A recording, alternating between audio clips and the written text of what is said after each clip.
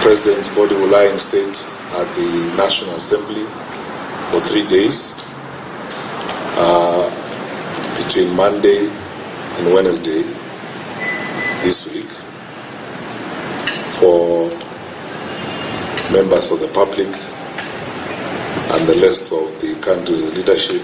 to pay their respects. We will issue a very comprehensive statement and plan tomorrow with details of other activities that will happen between tomorrow and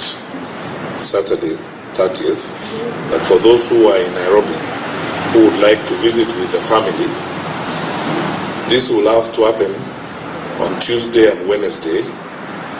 at President Kibaki's Nyari office. We are going to provide the details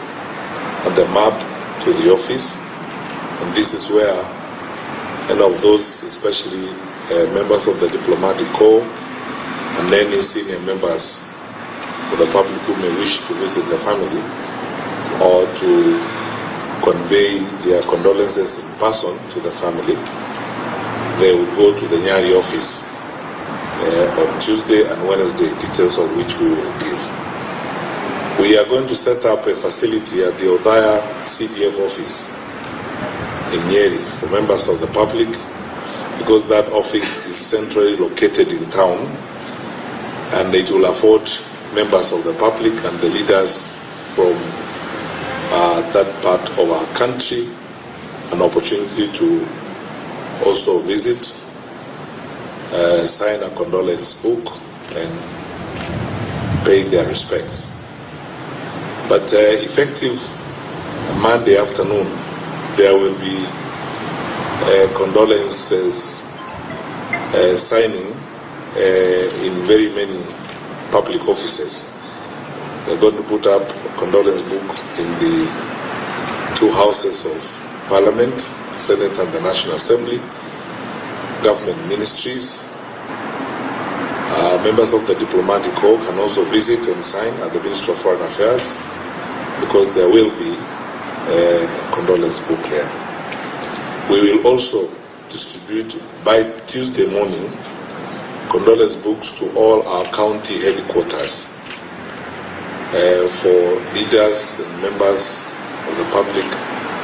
across the country to visit and deliver their condolences in writing. We'll also have condolence books in our regional headquarters across the country from Tuesday morning. So on my own behalf, on behalf of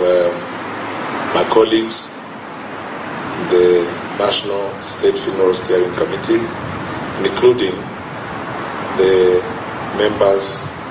of the family of His Excellency President Mwai Kibaki, who have joined us this morning,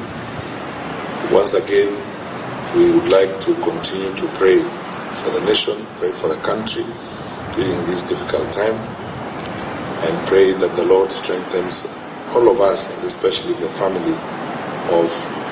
our beloved retired President Kibaki during this difficult moment.